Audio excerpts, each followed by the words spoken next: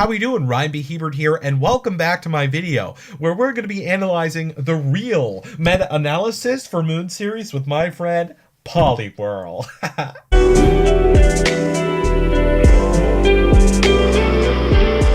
What's up, everybody? How we doing? Pb Hebert here. Welcome back to my channel. We got so many views on our last video that I had to make another one for all of you today. So psyched you could be back, so thanks for joining me. First of all, I want to say, wow. What is Moon series turning into? We haven't even had a regional yet, but today, yes, yesterday actually, the Zelda challenge happened online and it was big. Ashton Cox, one of the top players in North America, coming in second place. Can you believe it? Coming second to a European player who has almost gotten $3,000 from these Zelda online tournaments. Amazing stuff. I cannot believe it, but I want to go into what we were seeing and what was going on. Honestly, I was playing in this tournament myself, and I gotta say, wow. And I know I'm saying wow a lot, but wow, people.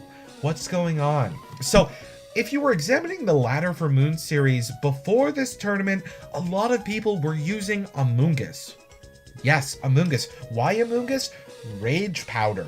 It's going to redirect those Z-moves into the Amoonguss instead of hitting its target, such as, oh, maybe a Water Spout that is turned into a Waterium Z at base 200 power, going into a Groudon. Even in Sun, it's going to do a ton of damage, but to an Amoonguss? Not that much.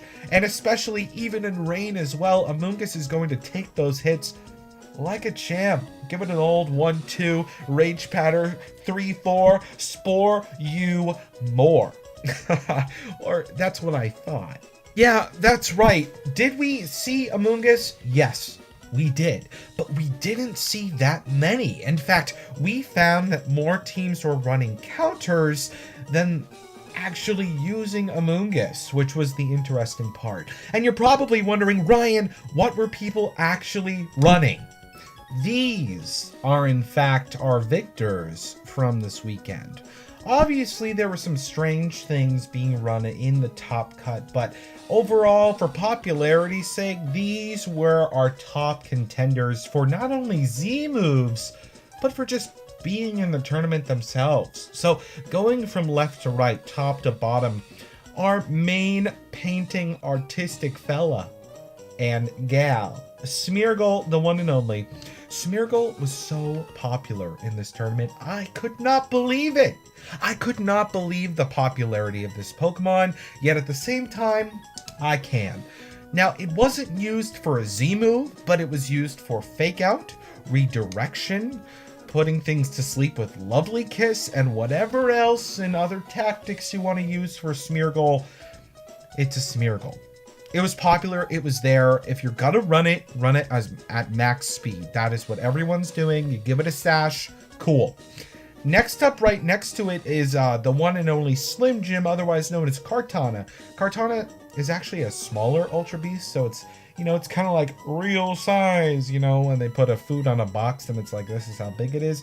This is the Kartana, and this is really how big it is compared to some other mons, but don't take me on that compared to everything else. Anyways, Kartana was big. Kartana is a Z-move user.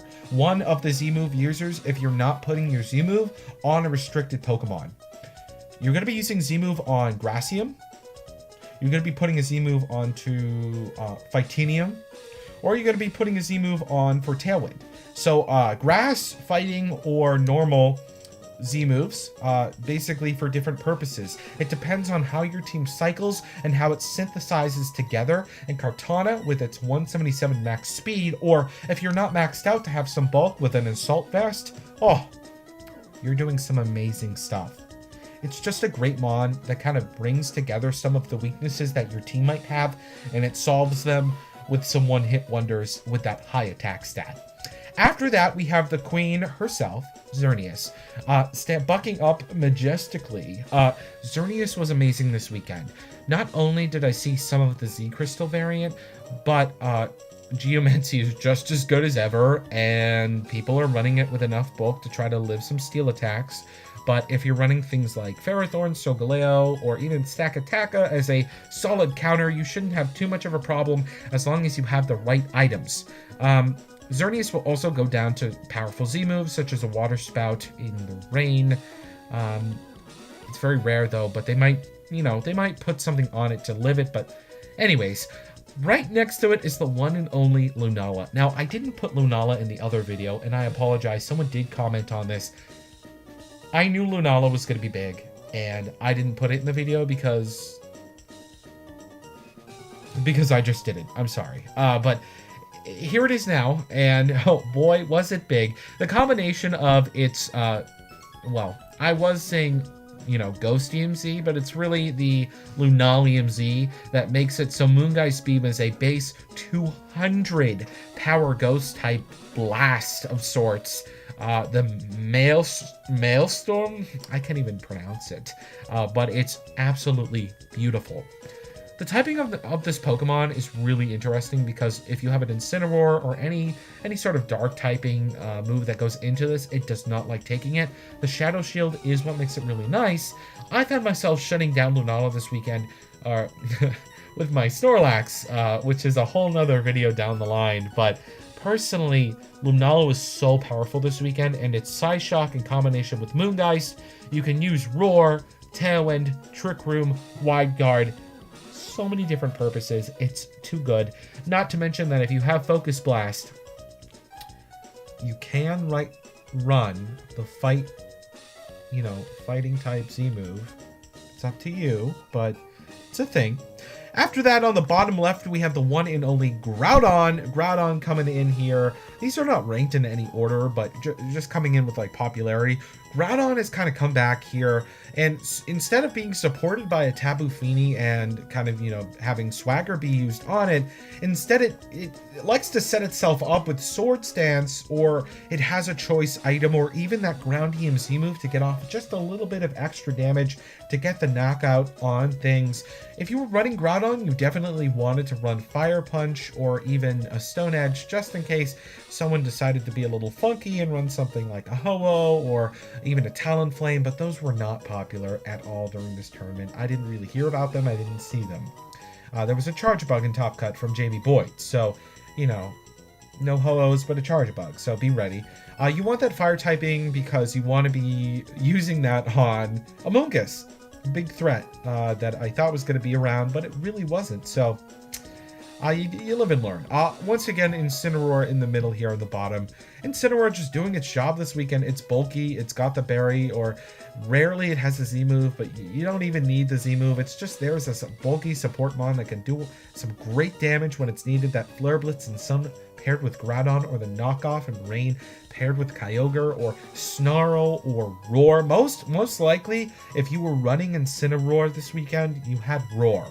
Because if your opponent tries to set up something on the field, like Calm Mind Kyogre, Swords Dance Groudon, Xerneas, and then a Psychic Lunala next to that, you roar out the Xerneas because you can take care of a Lunala with a Incineroar, but not a Xerneas. So the Roar comes in handy. I definitely recommend it. And last but certainly not least, the one, the only, the rain-making machine itself, Kyogre. I should just name my Kyogre Rain Stick from now on because this thing was amazing.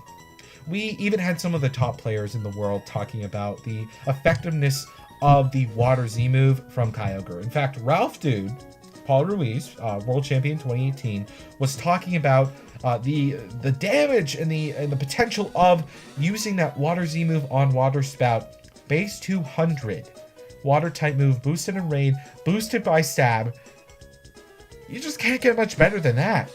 You really can't. And supported with the right Pokemon, a lot of people were saying, okay, Ludicolo, it's going to be big. I wasn't seeing Ludicolo. In fact, a lot of teams consisted of this Xerneas Lunala, kind of restricted duo, and then kind of supporting around that. In fact, we were kind of actually seeing Ashton Cox's and Jeremy Rodriguez's team this weekend, but with different variations and a Z move here and a Z move there, all around the square, that sort of thing. So this is kind of what people were playing at the Zelda Challenge. Welcome back. So you're probably wondering now, okay, so where do I go from here? Where does the metagame go now that we've established that, oh, I could just run a Sun team and be fine with it? Well, you can do that. You can choose a Sun team from this previous format and bring it over and convert it to something you're comfortable with. You can. People are doing it and it's working. Now, personally for me, I've gone a different route. I found a core that I like, and I'm kind of trying to see how it fits, where things go, and I find that I was most susceptible to being put to sleep, and that was kind of the hardest thing for me, is that the hazards of building a team, and what are places that I'm leaving open that I'm not seeing or that I'm ignoring. And I think one of the most important lessons for team building right now in Moon Series is don't limit yourself, but don't stick to something religiously, especially if it's holding you back. I was religiously sticking to Porygon 2 Snorlax because I know that the Shadow Ball combined with Crunch from Snorlax without Belly Drum is enough to KO Lunala.